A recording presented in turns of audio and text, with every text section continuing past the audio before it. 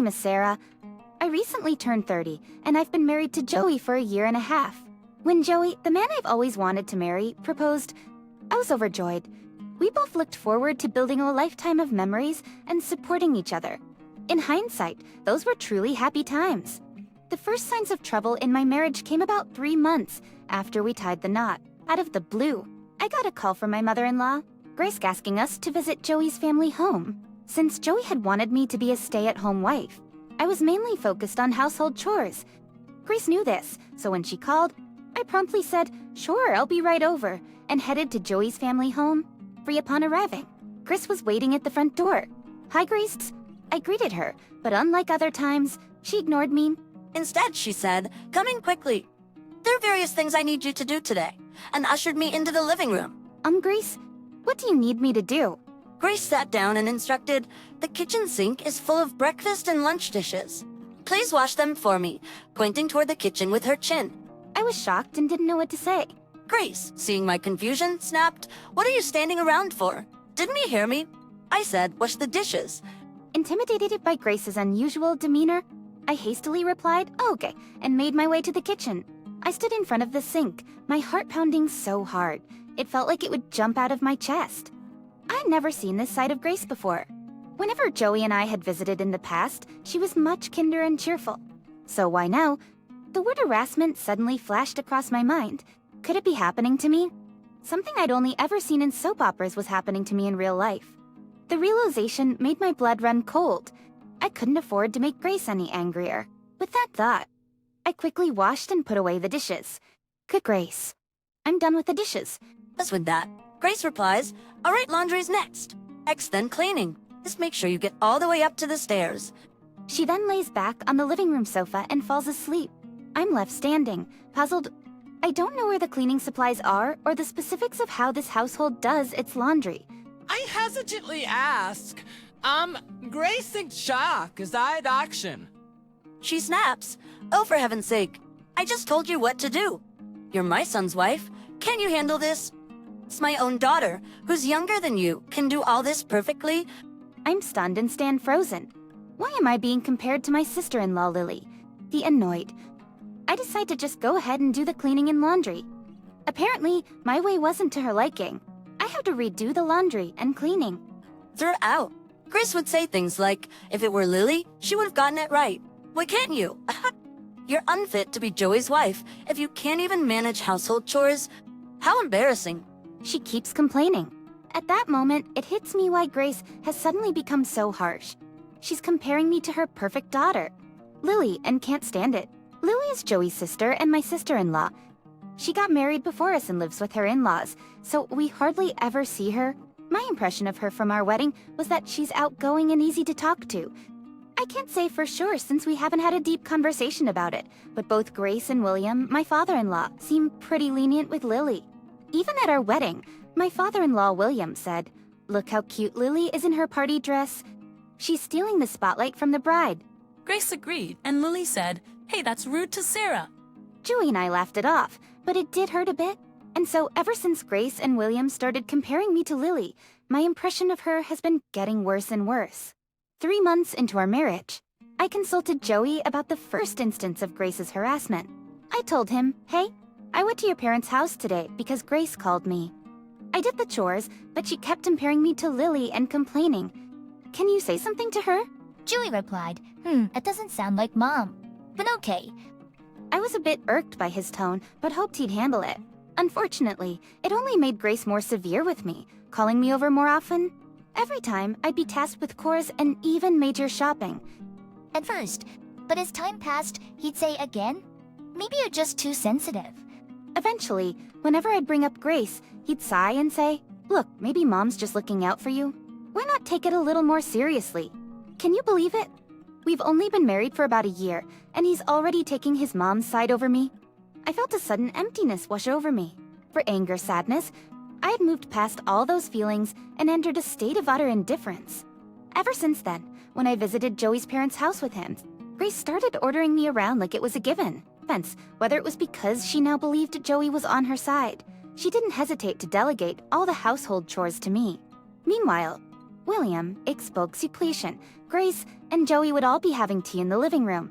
Whenever we ran out of snacks, Chris would snark, Sarah, you're so inconsiderate. If you see it running low, bring some more. Ev and Joey chimed in. Sarah, more tea please. And make it stronger this time. William wasn't any better, treating me like a servant. Sarah, we're out of cigarettes. I'll get some, he'd command. I wanted to scream. Buy your own darn cigarettes? Joey, Grace, make your own tea and snacks. But what could I do? I was alone, and changing my situation seemed impossible. Fast forward a year and a half into our marriage. I was once again at Joey's family home. I was again at Joey's family home once. These days, Grace would call me over on Joey's days off, and both of us were obligated to go. At this point, I was pregnant and had just entered my 3rd trimester. I felt less than stellar, and honestly, I didn't want to be at Joey's family home at all. After learning about the pregnancy, Grace seemed more enthusiastic, declaring, I have so many things to teach you as a mother to bet. But in reality, she just had me doing housework for them with neither Joey nor William lifting a finger to help. Doing as Grace ordered. I felt periodic stomach cramps and discomfort, even cold sweat. Standing becoming a struggle. Despite this, Grace said, Lily did housework even when she was pregnant, you know. You're slacking off a bit, don't you think? Sure, my morning sickness might not have been severe, only some nausea and fatigue. But now in my 3rd trimester, I felt weighed down, struggling just to stand. Truly, hours later, while I was preparing dinner in the kitchen, a sharp pain suddenly hit my stomach, and I crouched down. At that moment, the front door opened. No hen, echoed a loud voice. But from the living room, I heard Joey and William asking, "Ah, you're back.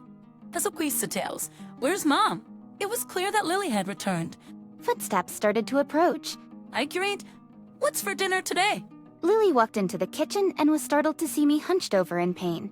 Things were going on. Sarah, are you okay? She hurried over to me. Sorry, my stomach's hurting a bit. Convinced, Lily looked at my belly and asked awkwardly, Sarah, could you be pregnant? Didn't Joey tell you? I'm already 8 months along.